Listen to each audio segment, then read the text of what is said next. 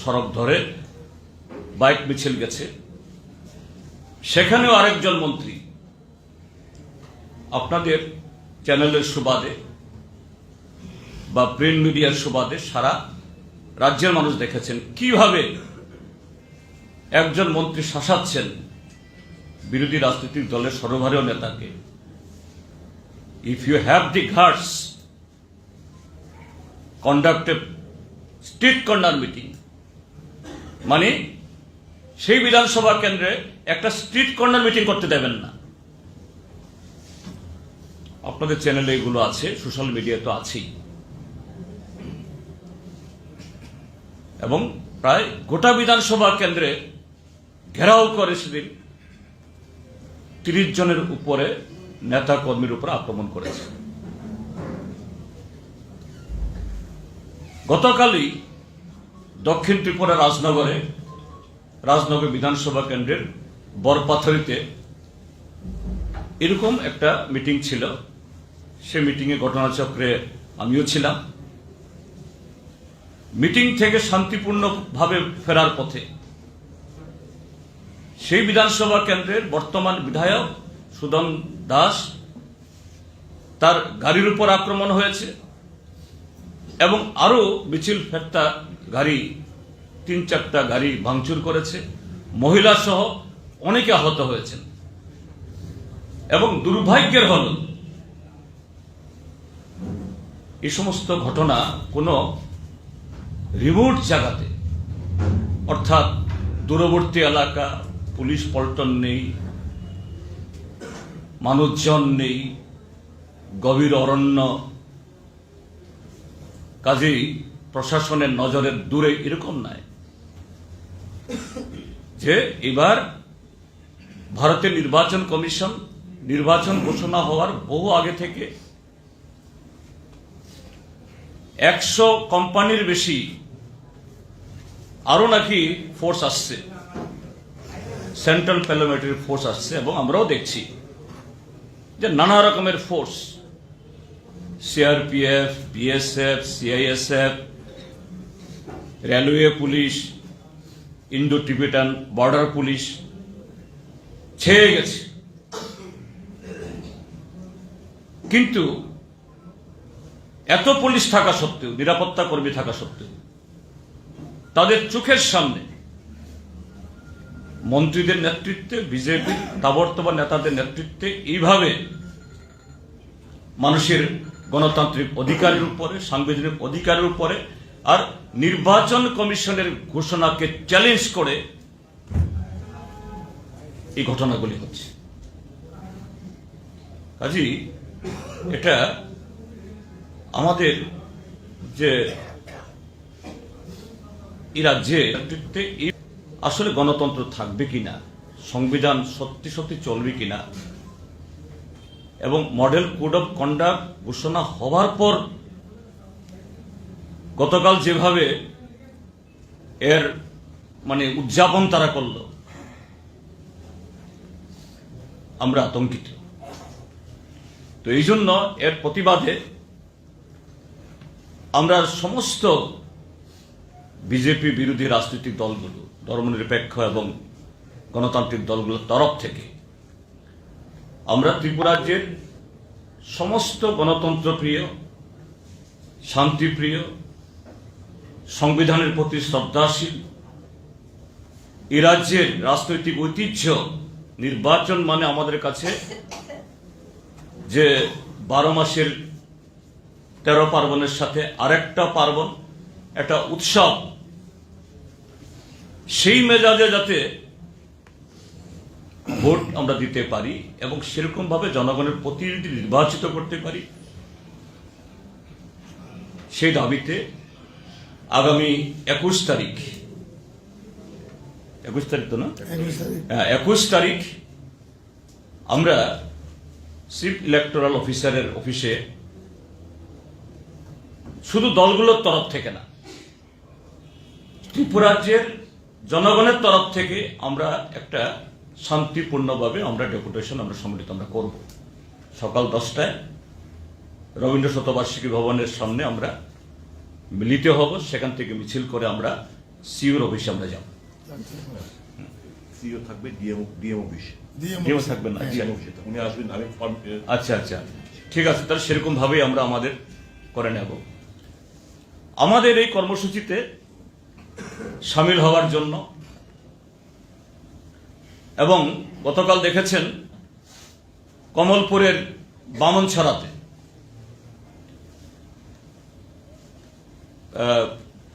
কি নামটা,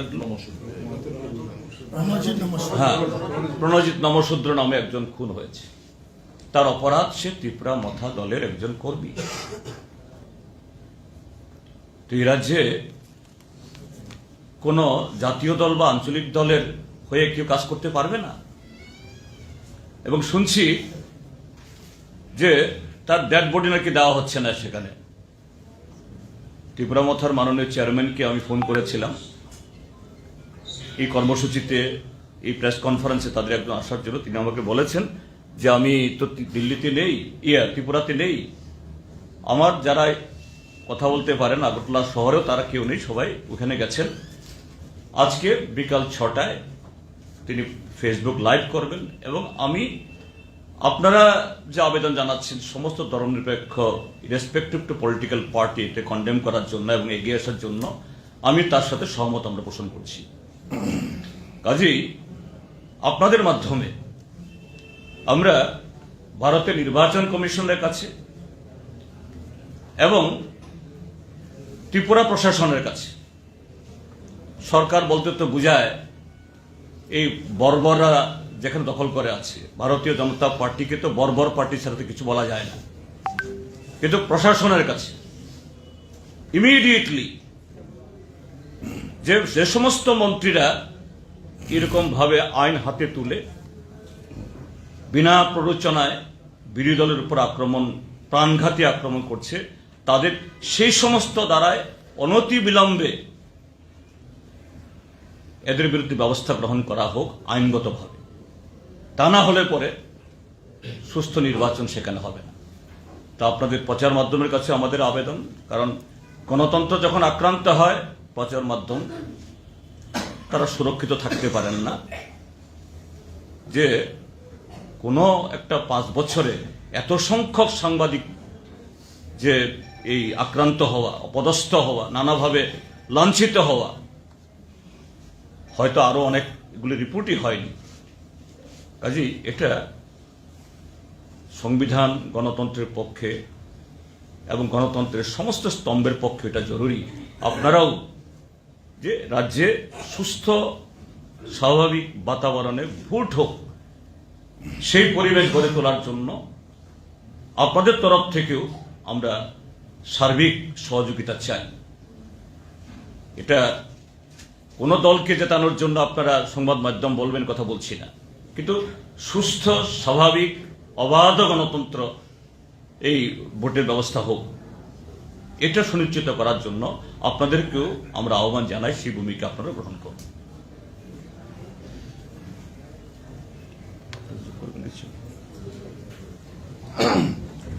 সবাইকে নমস্কার।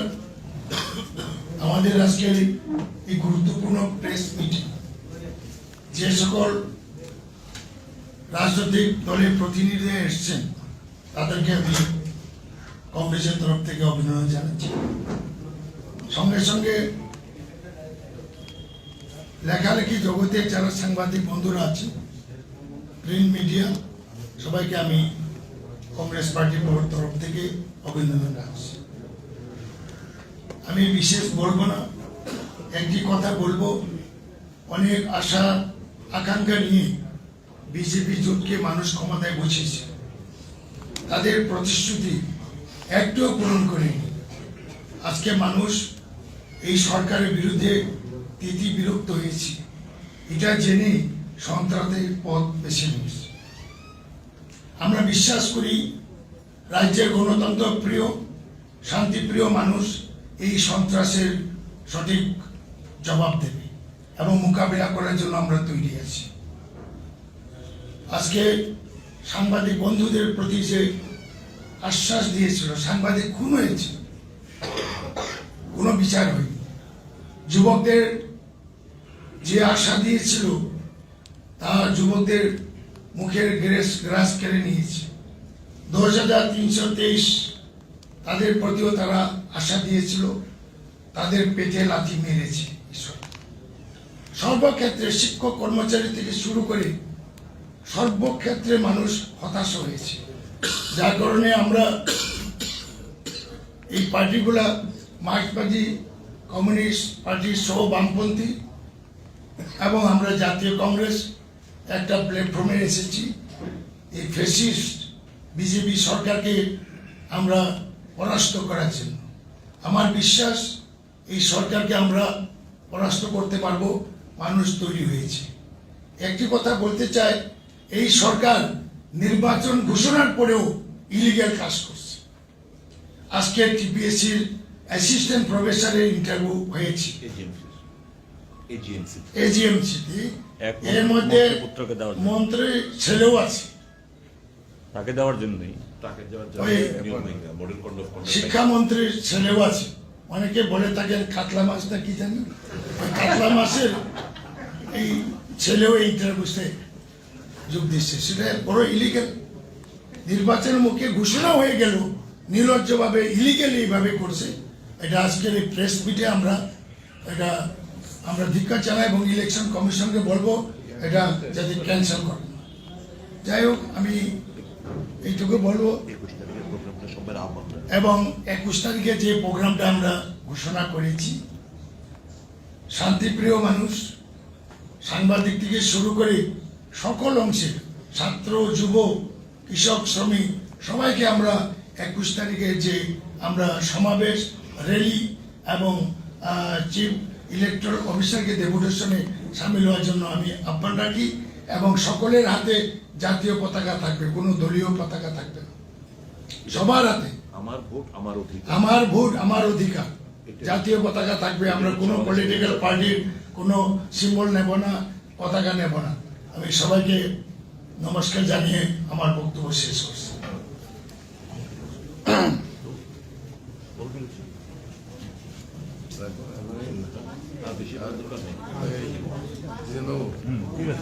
কোনো কেউ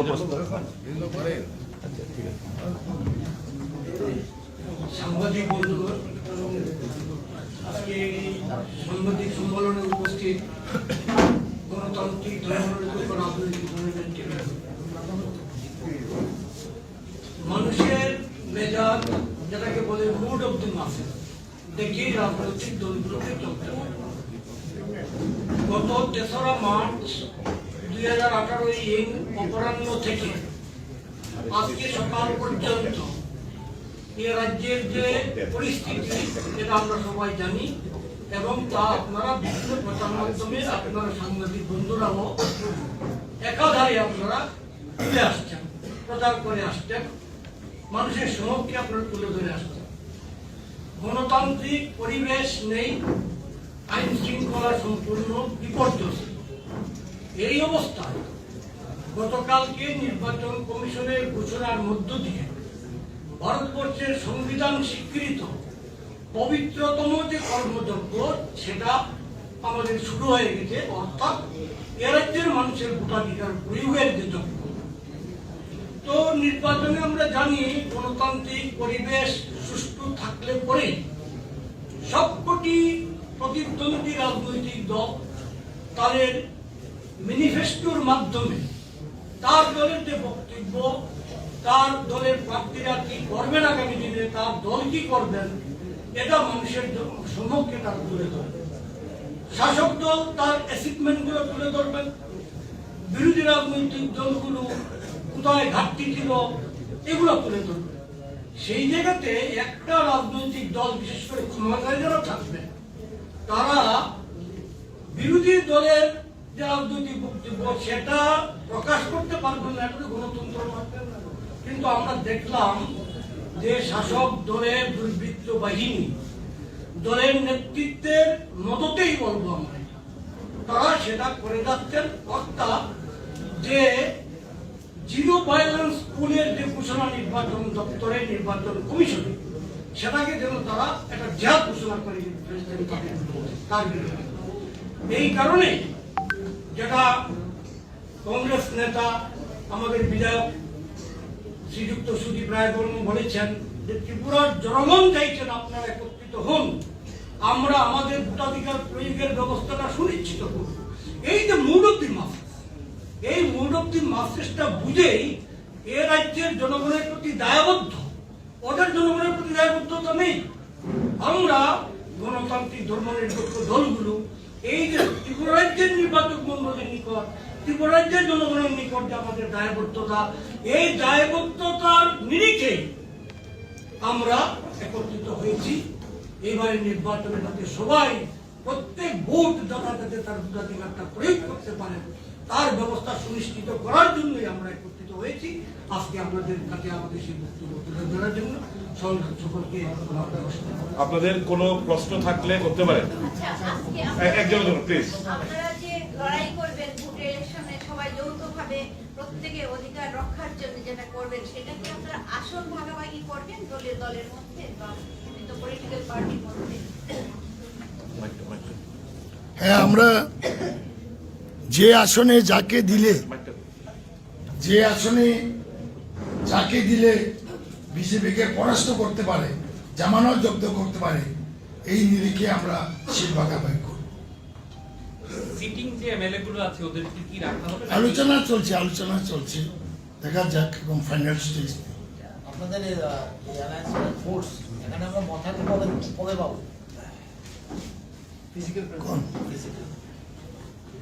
মথার সুপ্রিমো যেমন আমি আজকের এই যে উদ্দেশ্যে আমরা বসেছি এ সম্পর্কেও তার যে এন্ডোর্সমেন্ট, অর্থাৎ বিজেপির এই sinister design of the murderous politics, তার এগেনস্টে তিনি অন্যান্য সমস্ত ধর্মনিরপেক্ষ গণতান্ত্রিক দলের সাথে আছেন।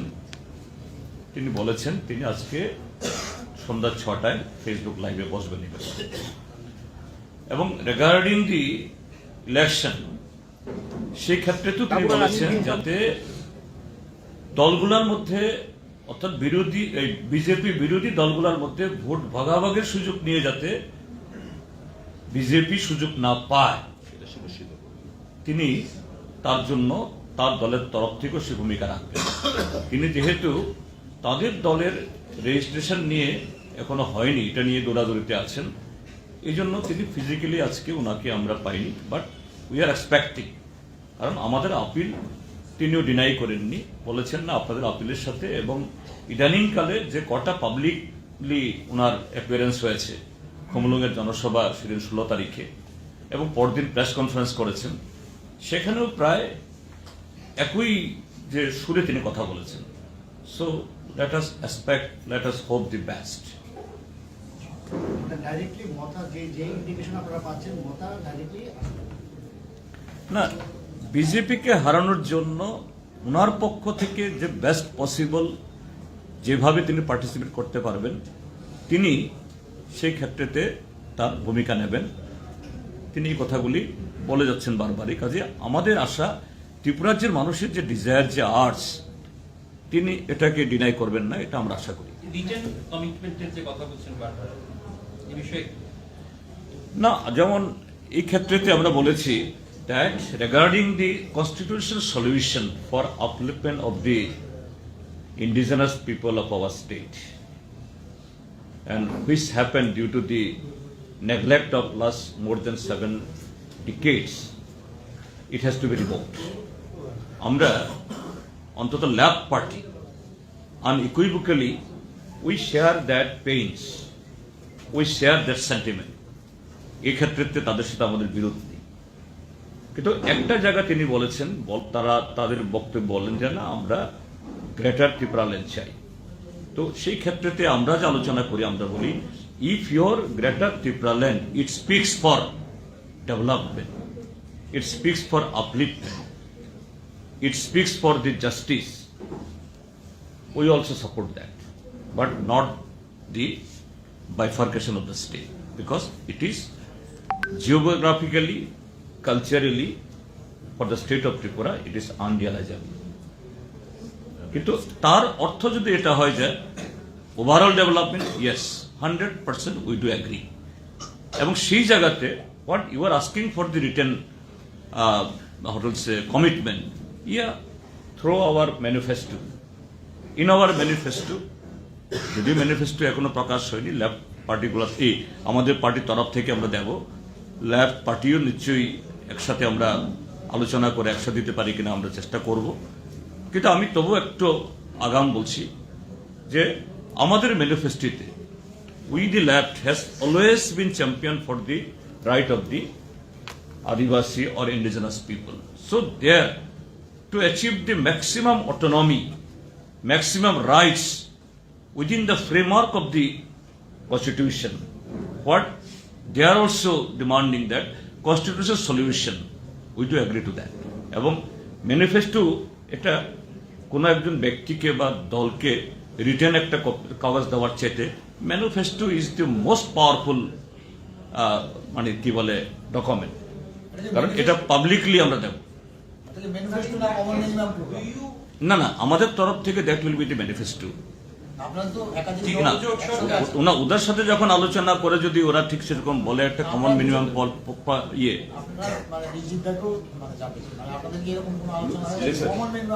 Listen, they will work out a manifesto, will be working out a manifesto, but obviously there will be a common minimum program on the basis of what?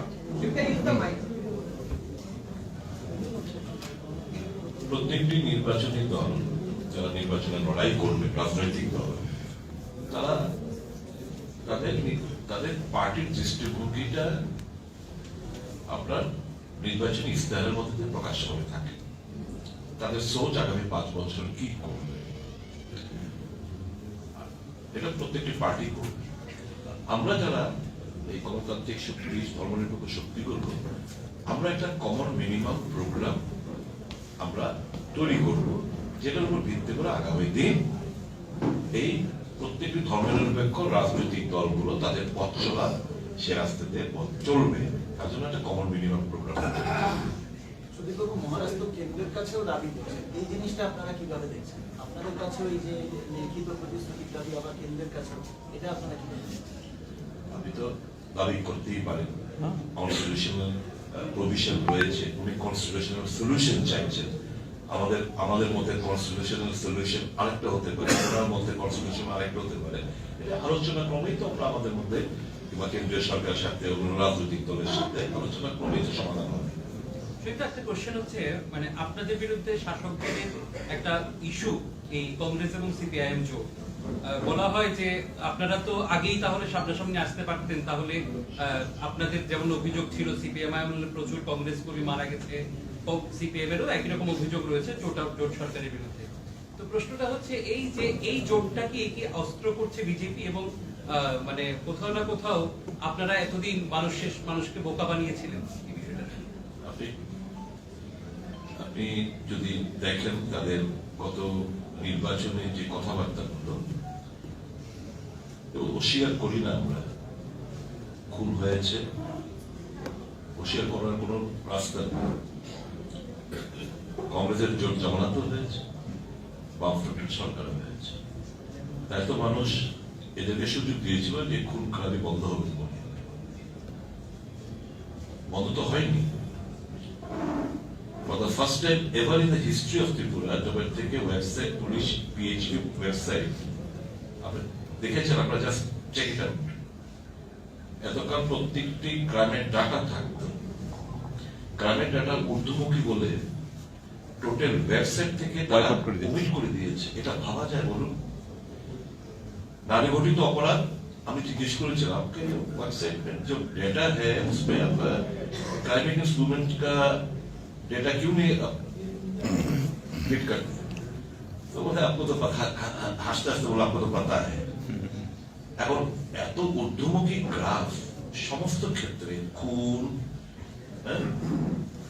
Rape, গণধর্ষণ, ক্রাইম এগেইনস্ট উইমেন, অপহরণ থেকে শুরু করে extortion, এই বাড়ি ঘরে যে আক্রমণ, সমস্ত কিছু ঊর্ধ্বমুখী। কাজে এরা পুলিশ এখন কোনো ডাটা, এই যে ওয়েবসাইটে কোনো ডেটা নেই, আমরা চেক করে নেবেন whether I am right or wrong। আমি কালকে অব্দি আমি চেক করেছি বলে বলছি। তো এটা কি প্রমাণ রাখে যে সকল জামানা ছাপিয়ে গেছে অন্যায়, অবিচার, ব্যভিচার। এবং এরা যে মানুষ তো খুশি হবে, কারণ কেন বলুন তো, কংগ্রেস সিপিএম একসঙ্গে হয়েছে, সামনে প্রত্যাশা আগামী দিন খুন খারাপই বন্ধ হয়ে যাবে। এবং আমরা প্রতিশ্রুতিবদ্ধ, এটা রাজনৈতিক অন্যান্য স্টেটে দেখুন উৎসবের যে ভোট আমাদের এগুলো হয়, কিন্তু তার আগে পরে যা পরিস্থিতি, এটা কোনোদিন আমরা কামনা করি না। এটা বন্ধ হওয়া দরকার, বন্ধ হবে। এদের ঈর্ষা কেন? They are having sleeplessness, আমাদের কাছাকাছি আসাতে অনিদ্রায় দিন রাত কাটাতে হচ্ছে। তো যদি তাই ভোটে প্রভাব পড়ে, এদের খুশি। আমাদের কাছাকাছি আসাতে যদি তাদের লাভ হয়, এরা তো তারা খুশি থাকবে কথা। এরা তাদের wearer of the shoes no wearing picture, যে জুতোটা পরে কিলটা কোথায় ঠেকছে এরা টের পায়, ওরা টের পাচ্ছে কোথায় তাদের কিল ঠেকছে। We are happy that and all the rank and file Congress leaders, workers, CPM leaders, workers, other যারা TPP আর অন্যান্য যারা রয়েছেন লেফট ফ্রন্টের যারা পার্টনার রয়েছে, সকল rank and file leader, worker এবং সর্বোপরি হচ্ছে এই রাজ্যের মানুষ দারুণ ভাবে খুশি হয়েছে এই কাছাকাছি আসার।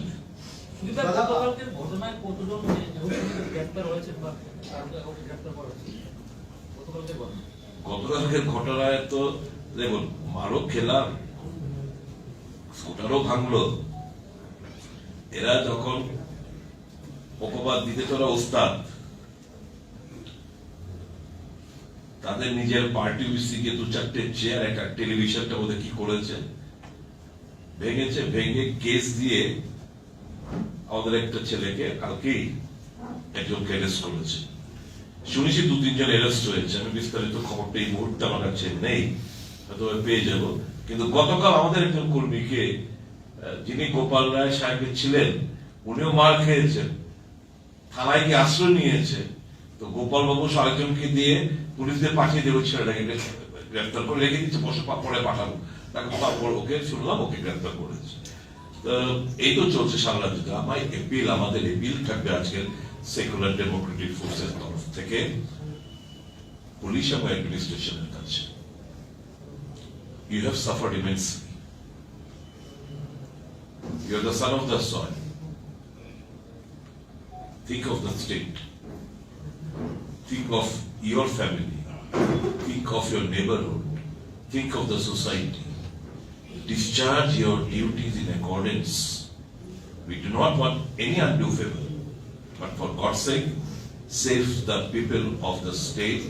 আমরা যেরকম আমাদের সমস্ত অতীত তিক্ততা ভুলে গিয়ে মানুষের সাথে আমরা যদি কাছাকাছি আসতে পারি, why not? Why will you not take risks to save the constitution, to save the democracy, to save the people of the state? Don't do us any favor. That's, please, we request you to work accordingly. নির্বাচন commission সাংবাদিক সম্মেলন করে শান্তিপূর্ণ নির্বাচন হওয়ার কথা ঠিক 1 ঘন্টার মধ্যে একটা ঘটনা ঘটলো এবং 6 ঘন্টার মধ্যে প্রথম রাজনৈতিক এই যে একটা পরিস্থিতি তৈরি হয়, এটাকে আটকানোর জন্য আপনাদের তরফ থেকে কি ভূমিকা থাকবে? আপনারা কিভাবে আমরা সেটা প্রোগ্রাম, জয়েন্ট প্রোগ্রাম থ্রো করেছে।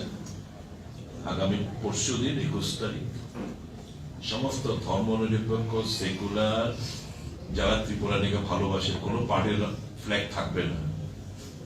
আমাদের ক্যাপশনটি হচ্ছে মাই ভোট মাই রাইট, যেটা তারা হস্তক্ষেপ করতে চাইছে, যারা চিনিয়ে নিয়েছে গত 5টি বছর ধরে।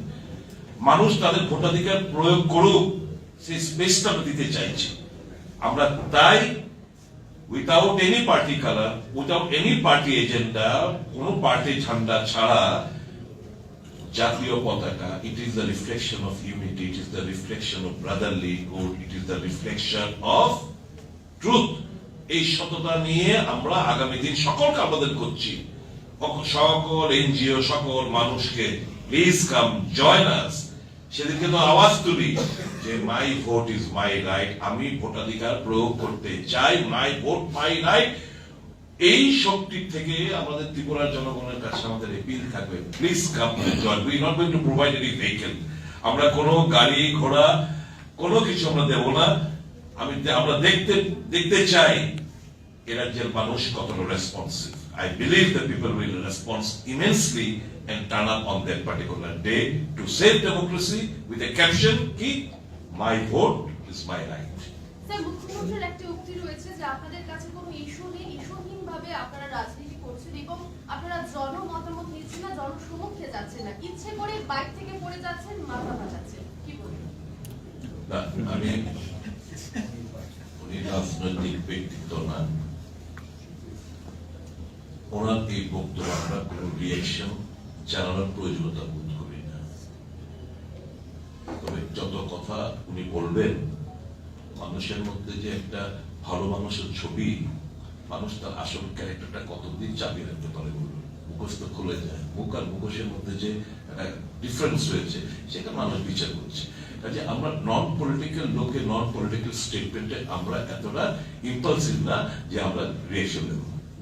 এই 12 তারিখের কর্মসূচিতে বিরোধী দলনেতা মানিক সরকার কি উপস্থিত থাকবেন এবং আপনাদের যে মঞ্চ কর্মসূচি ভবিষ্যতে কি ওনাকে এই উপস্থিত থাকতে? হ্যাঁ, নিশ্চয় আমাদের আবেদন তো বিরোধী দল নেতার প্রতিও, তাকে বাদ দিতে হবে। আমরা সবাইকে আহ্বান করছি এবং দল মত নির্বিশেষে ভারতীয় জনতা পার্টির মধ্যেও একদম যারা এখন শ্বাস নিতে পারছেন না, ওদের কাছে বলি। ভারতীয় জনতা পার্টির ভেতরে এমন অনেক লোক আছেন যারা সুস্থভাবে নিঃশ্বাস নিতে পারছেন না, তাদেরকে আবেদন করছে আসুন। এই জন্যই আমরা আমাদের কোনো পতাকা আনবো না, আমরা জাতীয় পতাকা নিয়ে আমরা হাঁটব। কাজে সেখানে এটা কোনো দলের ইয়ে হবে না। আরে স্যার, ইনক্লুডিং মথা, আপনারা যত পার্টি সবাই শুধু একটাই আপনাদের লক্ষ্য, বিজেপিকে পরাস্ত করা। সেটাই কি? কারণ বিজেপি গণতন্ত্রের বিপদ, সংবিধানের বিপদ। কাজেই যে সংবিধান এবং গণতন্ত্রকে যারা উদ্যোগ রেখেছে তাকে না সরালে তো এটা হবে। আপনারা যারা চতুর্থ স্তম্ভ, আপনারও নিরাপদ না। কাজেই সে কারণেই এটা শুধু বিজেপিকে বললে পরে এটা আরেক ধরনের রাজনৈতিক বক্তব্য হবে না, কারণ সংবিধান গণতন্ত্র আজকে বিপন্ন, এটা রক্ষা করতে হবে। সুদীপবাবু বলছিলেন সকালে আপনাদের বৈঠক গেছে, তো ওই বৈঠকে নিশ্চয়ই আপনাদের সিট শেয়ারিং নিয়ে লেফট এবং বলেছি তো, আমরা সকালেও বলেছি। কারণ দুটো দল, আমরা একটা সময়েতে ওনারাও 60-60 লড়াই করেছেন, আমরাও 60-60 লড়াই করে আসছি। তো এখন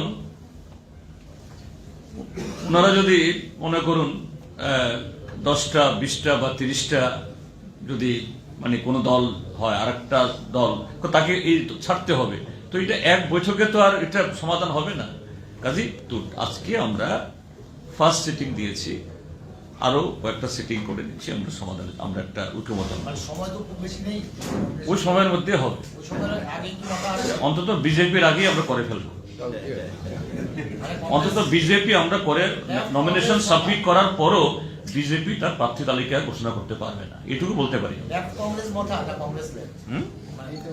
বললাম তো, আমরা চাইছি, মথাকেও চাইছি, কারণ তারাও বলছেন বিজেপিকে হটাতে হবে।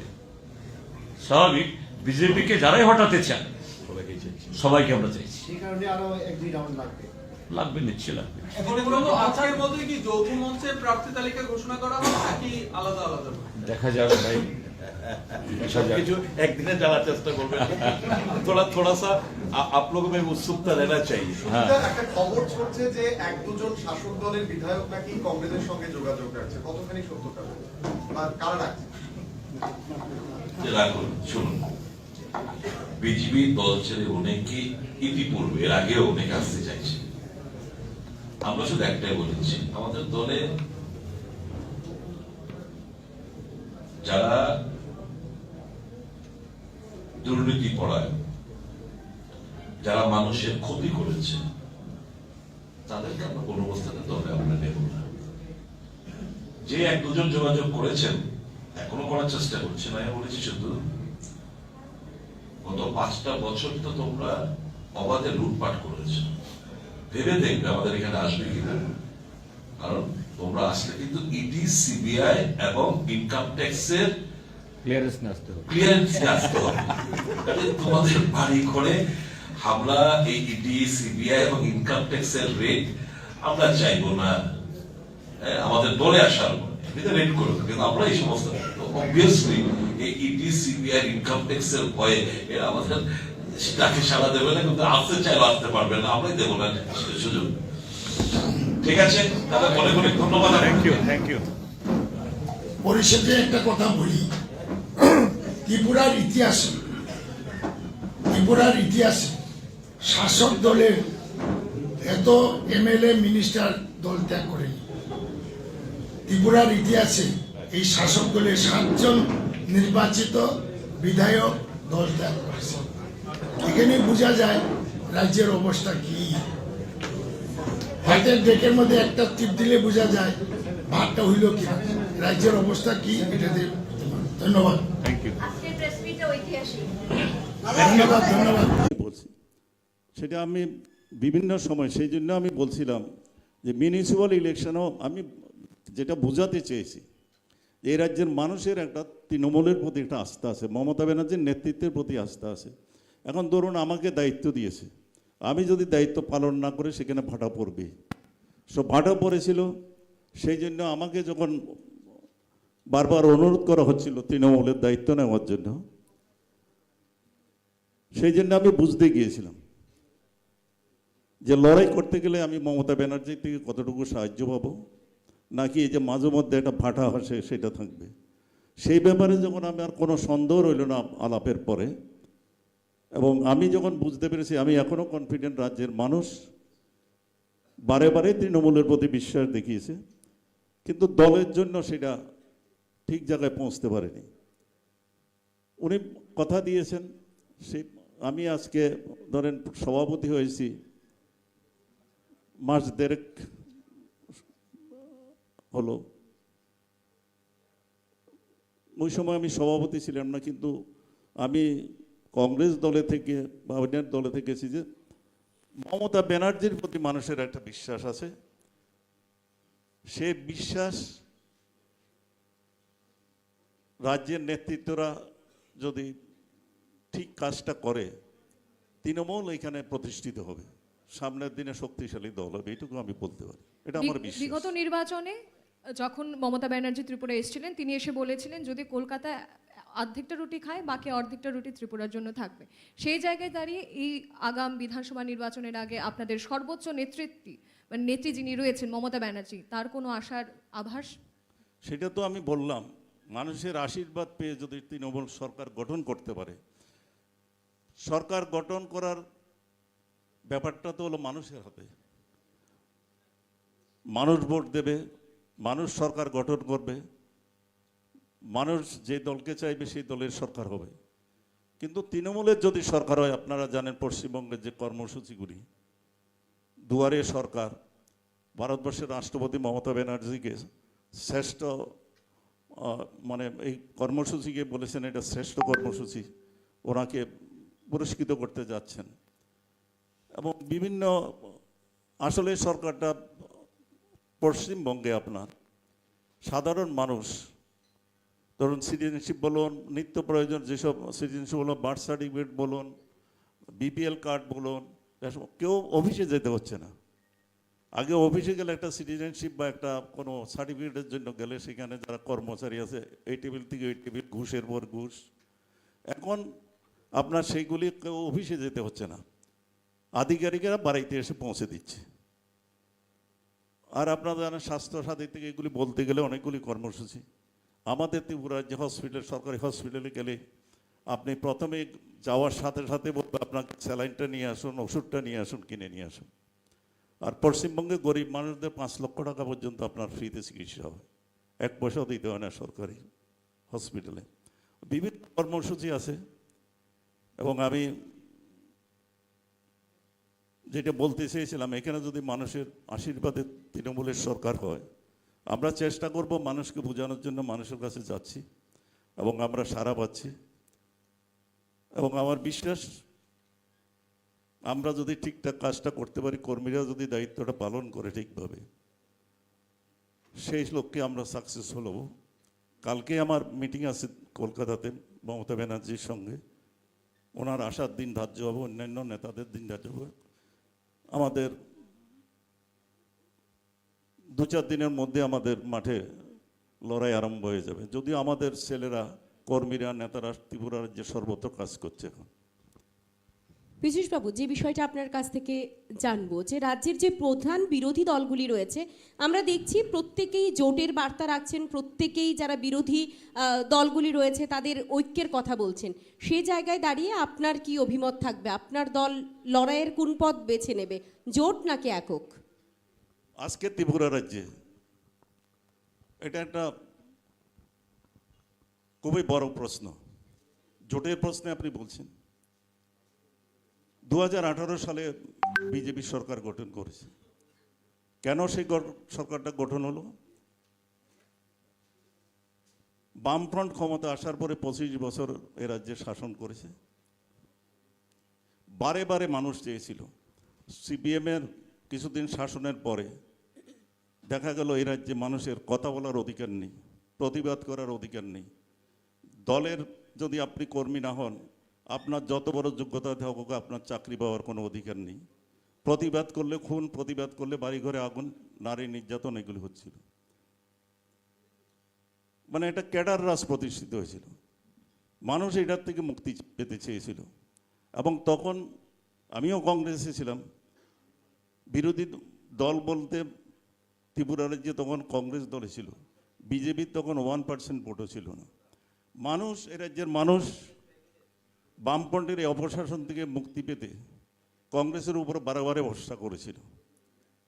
কিন্তু কংগ্রেস, আমরা সেটা করতে পারিনি, কারণ আমাদের দলের মধ্যে, আমরা যারা নেতৃত্বে ছিলাম, আমাদের মধ্যে একটা জিনিস প্রাধান্য পেত, মানুষের যে সমস্যা সেটার দিকে নজর না দিয়ে মানুষের যে কি ডিমান্ড, মানুষ কি চাইছে সেটা পাইয়ে দেওয়া, সেটা বা অপশাসন থেকে মুক্তি দেওয়া, এটার থেকে বড় আমাদের মধ্যে থাকতো নেতৃত্বের প্রতিযোগিতা, ব্যক্তি স্বার্থ প্রাধান্য পেত।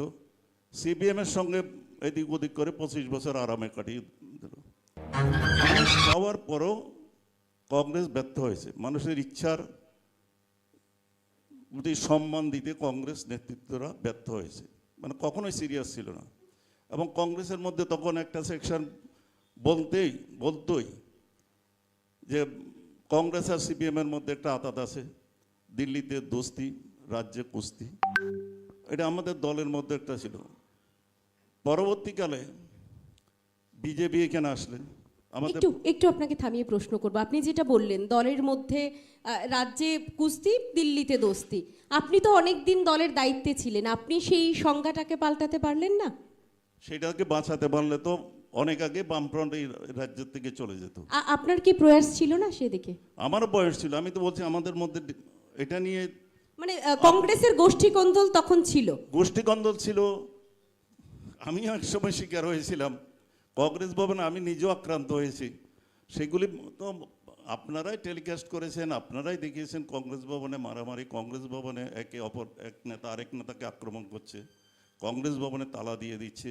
মানুষ তারপরও বিশ্বাস রেখেছিল, বামপন্থীকে সরাইতে চেয়েছে, এতগুলির পরও চেয়েছিল। মানে সেক্ষেত্রে আমরা বলতে পারি পীযূষবাবু দায়িত্ব পেয়েছিলেন প্রদেশ কংগ্রেস সভাপতি হিসেবে তৎকালীন সময়ে, কিন্তু দলীয় যে নীতি বা যা সমস্ত কিছু রয়েছে সেটাতে আপনি ব্যর্থ হয়েছেন। বুঝতে পারলাম না, আরেকবার বলুন। দলীয় গোষ্ঠী কোন্দল বা আপনি যেটা বললেন যে দলের যে নীতিগুলি ছিল, এখানে যেটা দেখানো হচ্ছে, দিল্লিতে অন্যরকম দেখানো হচ্ছে, সেই জায়গাটা পাল্টাতে ব্যর্থ ছিলেন। আমরা বামফ্রন্টকে সরাতে পারিনি। আমাদের মধ্যে কোনো নেতার ব্যক্তি স্বার্থ ইনভলভ ছিল। আমাদের দলের পদের কে আমাদের সভাপতি হব সেটা নিয়ে লড়াই ছিল। বিভিন্ন কারণে আমরা সাকসেসফুল হতে পারিনি। 2018-তে যে নির্বাচনটা হলো, তখন আমাদের মাননীয় প্রধানমন্ত্রী নরেন্দ্র মোদী সাহেব, স্বরাষ্ট্রমন্ত্রী, অনেক তাবৎ নেতা বিজেপির ত্রিপুরা রাজ্যে আসলেন। অনেক প্রতিশ্রুতি দিলেন। সেখানে 7 পে কমিশন, মিস কলে চাকরি, বছরে 50,000 চাকরি, 10,323, বিভিন্ন রেগা 340 টাকা হয়ে যাবে। যখন ভারতবর্ষের প্রধানমন্ত্রী এবং স্বরাষ্ট্রমন্ত্রী বলছেন একে মানুষ সিপিএমের অপশাসন থেকে মুক্তি পেতে চাইছে, আরেকদিকে মানুষের সমস্ত সমস্যা সমাধানের কথা বলছেন। মানুষ, এই রাজ্যের মানুষ বিশ্বাস করেছিল প্রধানমন্ত্রীর এই আশ্বাসগুলি। যাই সিপিএম থেকে মুক্তি, এই যে বামফ্রন্টের শাসন থেকে মুক্তি পাওয়ার জন্য তখন বেছে নিয়েছিল বিজেপিকে, যে প্রধানমন্ত্রী একদিকে অপশাসন থেকে মুক্তি, আরেকদিকে ত্রিপুরার সমস্যার সমাধান হচ্ছে, শিল্পায়ন হবে, বেকার সমস্যার সমাধান হবে। মানুষ দলমত নির্বিশেষে প্রায় তখন সিপিএমের এই অপশাসন থেকে মুক্তি পাওয়ার জন্য মানুষ বিজেপিকে ক্ষমতায় নিয়ে এসেছে। বিরোধীদের একটা অভিযোগ রয়েছে বা বারবার তাদের মুখে শুনতে পেয়েছি আমরা, যে মমতা ব্যানার্জির এই ত্রিপুরার ক্ষমতার লড়াই শুধুমাত্র মমতা ব্যানার্জির প্রধানমন্ত্রীর আসনটাকে একটু শক্ত করার জন্য। তো আপনার কি অভিমত থাকবে সে ব্যাপারে? প্রথমে প্রশ্নটা করছিলেন জোটের ব্যাপারে, সেই উত্তরটা আমি দিচ্ছি। এই রাজ্যে এখন একটা বিজেপি একটা সরকার করছে, সেটা জোট সরকার। আরেকটা জোট হচ্ছে কংগ্রেস আর সিপিএম। এই যে জোটটা হচ্ছে 25 বছরে আপনি দেখবেন যারাই শুধু অপরাধ ছিল কংগ্রেস করা, শত শত কংগ্রেস কর্মীকে খুন করেছে সিপিএমের কর্মীরা শুধু কংগ্রেস করার অপরাধে। হাজার হাজার বাড়ি পুড়িয়ে দিয়েছে শুধু কংগ্রেস করার অপরাধে।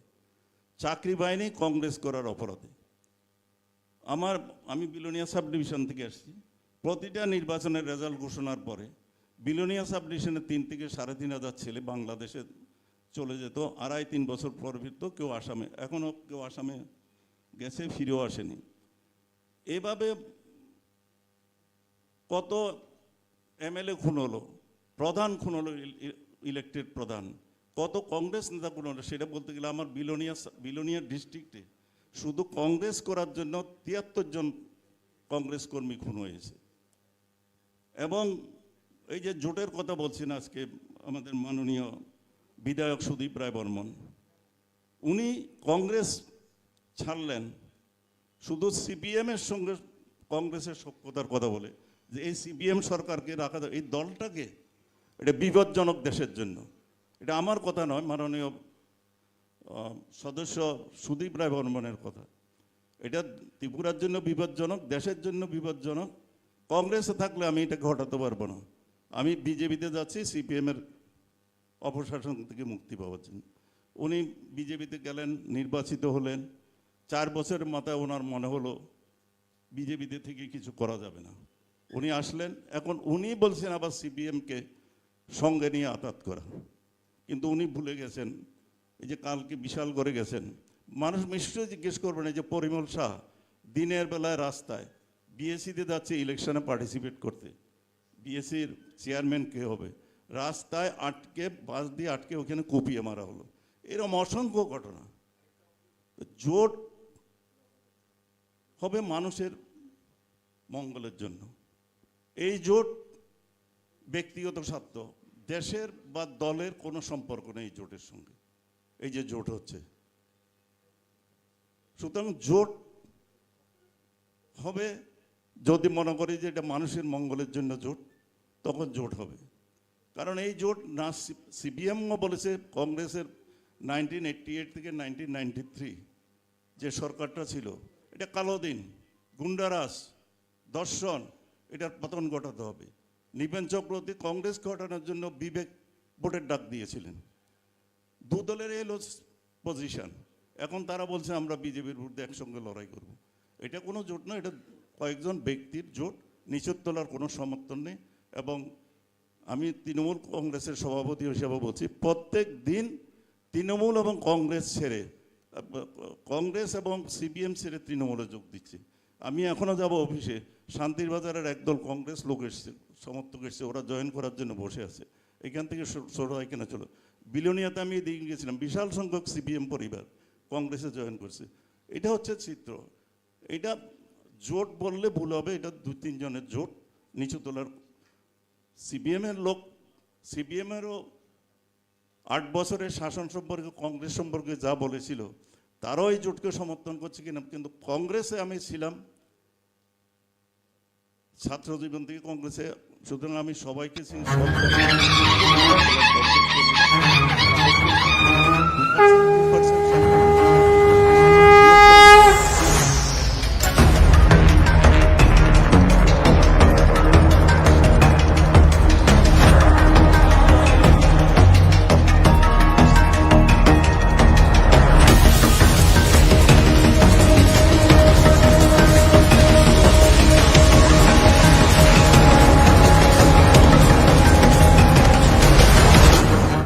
অর্থাৎ আমরা সারমর্ম ধরে নিতে পারি যে আপনারা একক লড়াইয়ে যাচ্ছেন।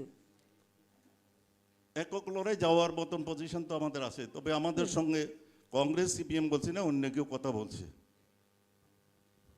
এখনো সেটা আমাদের ফাইনাল। সেটা কি সাসপেন্স থাকবে? হ্যাঁ, সেটা কি সাসপেন্স হিসেবে থাকবে? যতক্ষণ না হয় এটা ডাকডোল পিটিয়ে তো লাভ নেই, আলোচনা চলছে, আমি আশাবাদী 2-4 দিনের মধ্যে দেখতে পাবেন।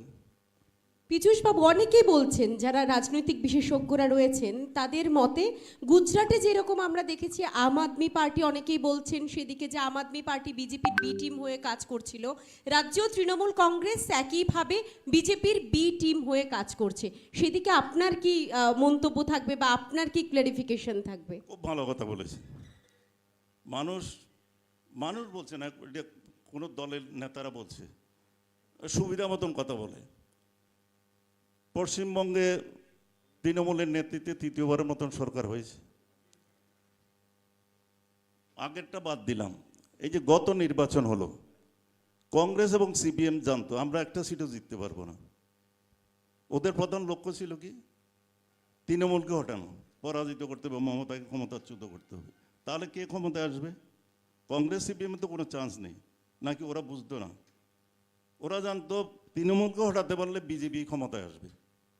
অমিত শাহ, আমাদের প্রধানমন্ত্রী নরেন্দ্র মোদী পশ্চিমবঙ্গটাকে নিজেদের বাড়ি বানিয়ে ফেলেছিলেন, আর তৃণমূল আর কংগ্রেস এবং সিপিএম জোট বেঁধেছিল। মমতাকে হারালে বিজেপি ক্ষমতা আসতো। দেখা গেল কংগ্রেস এবং সিপিএম যে জোটটা করেছে, নির্বাচনে দুটো দলই জিরো। তাহলে কি ওরা পশ্চিমবঙ্গে বিজেপির বি টিম হিসেবে কাজ করেছিল? সিপিএম কংগ্রেস নির্বাচনে প্রতিদ্বন্দ্বিতা করেছিল। সমস্ত রাজনৈতিক দল আজকে হাঁটতে পারে, কালকে জিতবে, লড়াই হবে। তো পশ্চিমবঙ্গে তাহলে বলতে হবে, যারা এটা বলছে ওদেরকে জিজ্ঞেস করবেন, আপনারা তো পশ্চিমবঙ্গে জানতেন কংগ্রেস তৃণমূল সিপিএম এবং কংগ্রেস একটা সিটও পাবে না। মমতাকে যদি আপনারা হারিয়ে দিন তাহলে তো বিজেপি ক্ষমতা আসবে। তো সেখানে তো আপনারা তাহলে বিজেপির হয়ে কথা বলছেন। আমরা আপনার গোয়াতে নির্বাচন হয়েছে, আপনারা সবাই জানেন, সেখানে বিজেপিকে হটানোর জন্য তৃণমূল কংগ্রেস রাহুল গান্ধীর কাছে প্রস্তাব দিয়েছিল আতাত করার জন্য, কিন্তু রাহুল গান্ধী আতাত করেনি। রেজাল্ট কী হলো? বিজেপি ক্ষমতায় আসলো। আমরা মেঘালয়ে এখন প্রধান বিরোধী দল নির্বাচনে লড়ছি এবং আমি বিশ্বাস করি তৃণমূল এখানে সরকার গড়ে। কংগ্রেস নিশ্চিহ্ন হয়ে গেছে। সুবিধা মতন কথা বলে লাভ নেই। পশ্চিমবঙ্গে বিজেপিকে সাহায্য করলাম, আর তৃণমূল তো পশ্চিমবঙ্গে লড়াই করে কারো সাহায্য না নিয়ে সরকার করেছে। এইখানেও কারো সাহায্য লাগবে না। ওরা বলতে পারে, ওদের যারা বলছে ওদের ত্রিপুরার পলিটিক্সে কী রেলেভেন্সি আছে আপনি বলুন? কংগ্রেসের কি আছে ত্রিপুরা রাজ্যে? কিছু আছে? বাধ্যবাধকতা। এই আতারটা কেন করছে? কংগ্রেস ছেড়ে বিভিন্ন দল করেছে। এখন ওরা দেখতে পাচ্ছে কংগ্রেসের নামে যদি লড়ি কেউ নেই, এবার বিধানসভায় ঢুকতে পারবো না। সুতরাং সিপিএমের সঙ্গে যদি একটা আতাত করে লড়াই করতে পারি, তাহলে তো 2-1 জন বিধানসভায় ঢুকে যাব। এটা হলো আপনার কি বলবো, এটা হলো রাজনৈতিক অস্তিত্বের লড়াই, কংগ্রেসেরও অস্তিত্বের লড়াই। সিপিএম বলছে আমরা যদি ত্রিপুরার যে একা লড়াই করি তাহলে বিজেপিকে হারাতে পারবে না। কংগ্রেসও বলছে একা লড়াই করলে বিজেপিকে হারাতে পারবে না।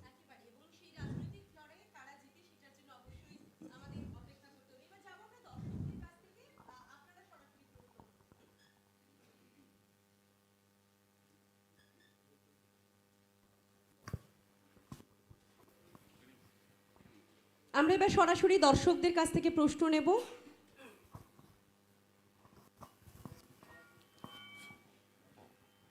পীযূষবাবুর কাছে আমার একটা প্রশ্ন।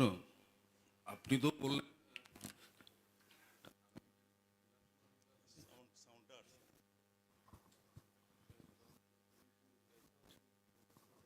হ্যালো, বললেন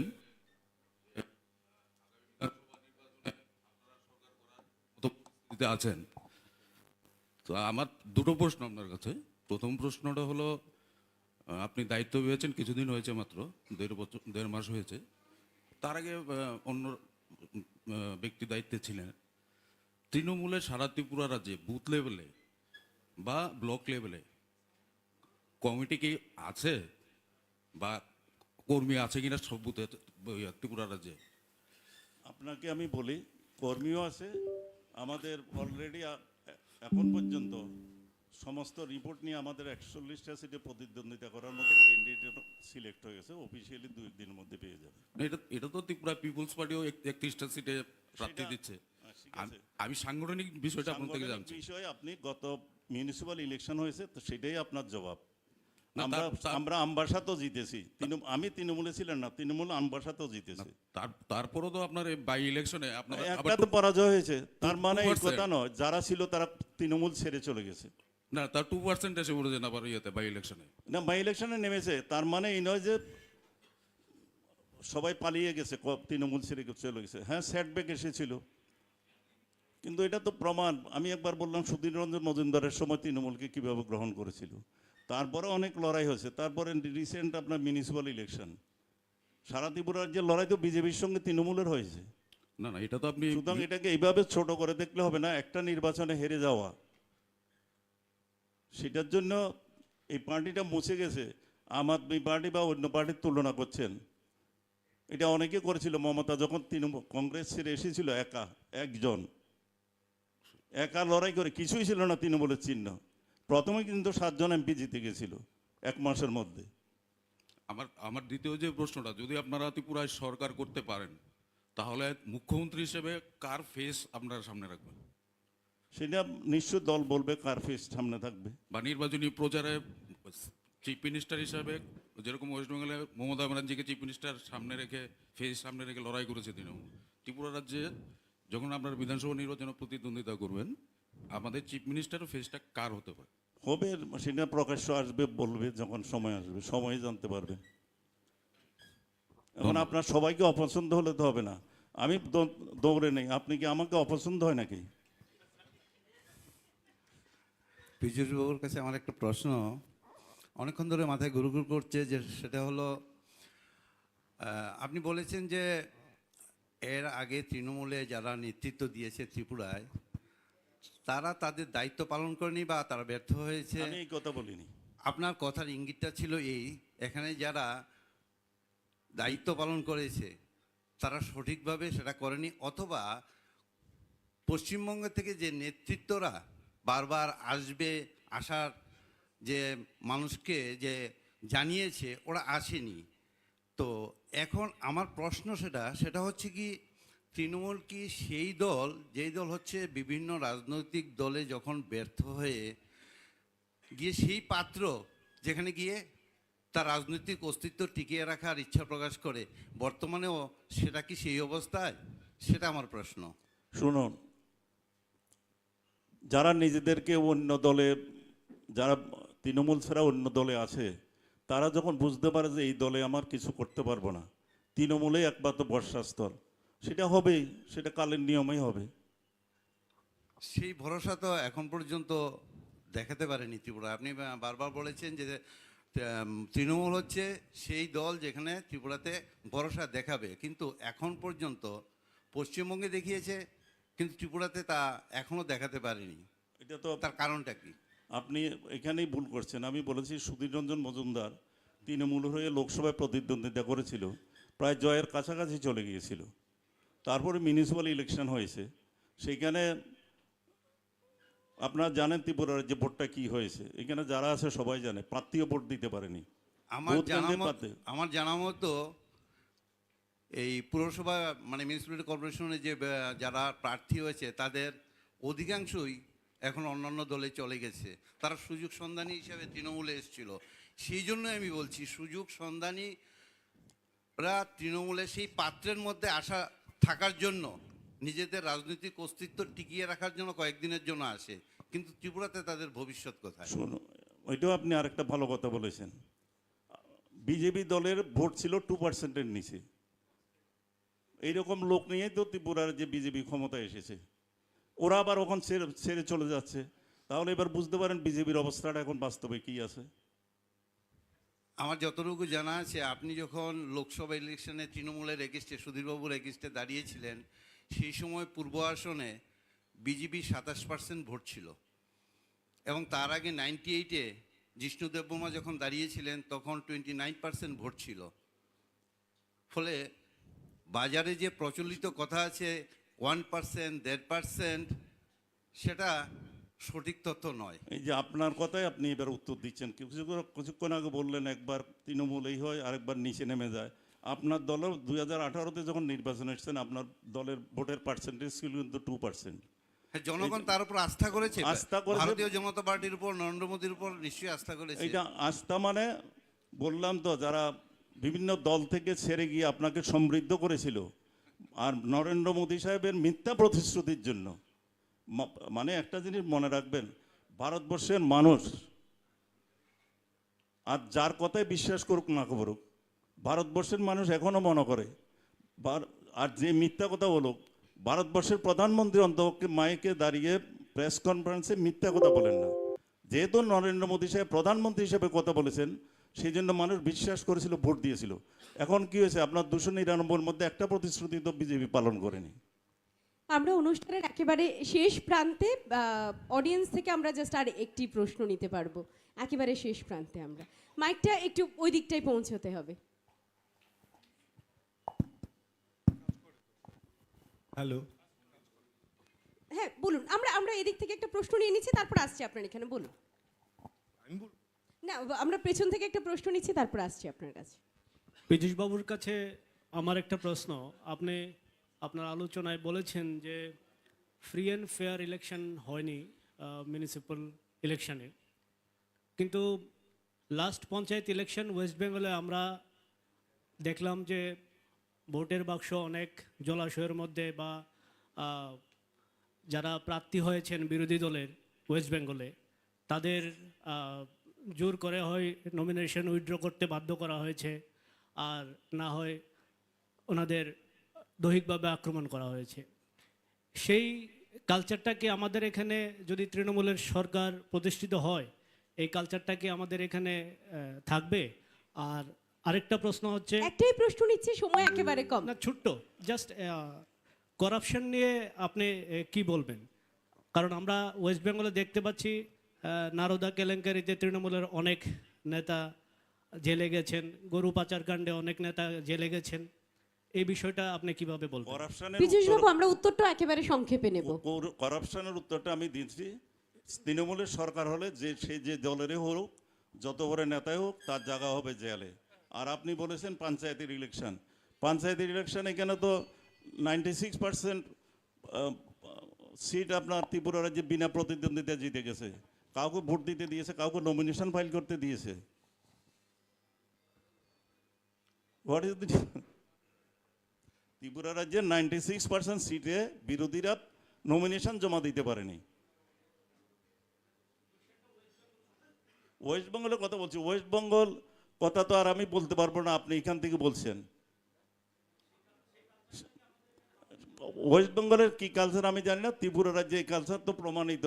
96% বিরোধীরা নমিনেশন ফাইল করতে গেছে। আপনার প্রতিটা জায়গাতে বিডিও অফিস ডিএম এর সামনে মেরেছে বিশাল করে। আমাদের নেতাদের ডিএম এর কাছে আশ্রয় নিতে গিয়েছিল, ডিএম বলছে আপনি এখান থেকে চলে যান, আমারও বিপদ হবে। এই ছিল ত্রিপুরা রাজ্যের নির্বাচনের নমিনেশন ফাইলিং এর দিন চিত্র। একেবারে সংক্ষেপে এবার আপনার প্রশ্নটা নেব সামনের দিক থেকে। পীযূষ বাবুকে একটা প্রশ্ন করছি। আপনি এখন বললেন যে জোট হয়নি, কংগ্রেস আর সিপিএম এর মধ্যে যদি জোট হয় সেক্ষেত্রে মানুষ সেটাকে মেনে নেবে না, এবং কেন মেনে নেবে না? তো সেই ক্ষেত্রে কংগ্রেসের সঙ্গে তৃণমূলের জোট হবার কোনো সম্ভাবনা নেই, বিজেপির সঙ্গে তো হবেই না, সিপিএম এর সঙ্গে হবে না, কারণ তৃণমূল হচ্ছে কট্টর সিপিএম বিরোধী পার্টি। তাহলে ত্রিপুরাতে আপনাদের উপজাতি জনভিত্তি সেরকম নেই, তো ধরেই নেওয়া যায় উপজাতি ভোটের জন্য আপনাদের যেতে হবে কোনো উপজাতি ভিত্তিক পার্টির কাছে। এখানে আছে আইপিএফটি, যারা অলরেডি বলে দিয়েছে বিজেপির সঙ্গে ওদের কথা চলছে। আর বাকি রইল তিপ্রা মথা, যারা বলছে যে লিখিত আকারে যদি দেওয়া হয় যে সেপারেট স্টেট দেওয়া হবে, সেক্ষেত্রে আমরা সেই পার্টির সঙ্গে আমরা অ্যালায়েন্স করব। তো এমন যদি তিপ্রা মথার কাছে আপনারা যান, বা আপনাদের কাছে এসে বলে, সেটা আপনাদের কাছে কতটুকু গ্রহণযোগ্য হবে? দাবি তো করতে পারে, ত্রিপুরা মতা যেমন এই কথাটা বলেছে, আবার পাশাপাশি বলেছে এটা তো আমাদের দেওয়ার ক্ষমতাও নেই, কিন্তু মহারাজ প্রদ্যুৎ কিশোর দেববর্মন যিনি ত্রিপুরা মতার চেয়ারম্যান স্পেসিফিকই বলেছেন যে আমি দাবিটা করছি সেন্ট্রাল গভর্নমেন্ট বলুক কি বেটার প্রপোজাল আছে, আই ক্যান এগ্রি। সুতরাং এটা ধরে নেওয়ার কোনো কারণ নেই যে ত্রিপুরা ল্যান্ডেই একমাত্র, পরিষ্কারভাবে প্রেসে বলেছে যে আমি দাবি করেছি সেন্ট্রাল গভর্নমেন্ট আমার সঙ্গে অ্যাটলিস্ট বসুক, বলুক যে ত্রিপুরা ল্যান্ড লাগবে না, আছে দেখো আমি তোমাদেরকে বেটার সুযোগ দিচ্ছি, বেটার প্রপোজাল দিচ্ছি। সুতরাং এটা ভাবার ওরা তো দাবি করতেই পারে। সংবিধানে অনেক স্টেটে এরকম সেপারেট স্টেট হয়েছে, ত্রিপুরা রাজ্য হবে কিনা সেটা হলো ডিফারেন্ট ব্যাপার। যদিও আমরা একেবারে শেষ প্রান্তে বলেছিলাম শেষ প্রশ্ন, অনেকক্ষণ আগে থেকে এদিক থেকে একটা হাত উঠছে, সংক্ষেপে, একেবারে সংক্ষেপে। পীযূষ বাবুকে সবচেয়ে প্রথম কংগ্রাচুলেশন, কারণ CBI court extends Anubrata Mondal remand till February 3rd। ব্যাপারটা আপনি অনেক শুরুতে বলেছেন যে মাননীয় যদি ফেস ভ্যালুতে ইলেকশন হয়, একদিকে মোদিজি, একদিকে মাননীয় মমতা ব্যানার্জি। আমি দুটো ইনসিডেন্ট বলবো, একটা হলো ওয়েস্ট বেঙ্গলের কারাপশন যেটা মমতা ব্যানার্জিকে রিফ্লেক্ট করছে, আর দ্বিতীয় দুটো ছোট ছোট ইনসিডেন্ট কেন হয় ব্যাপারগুলো।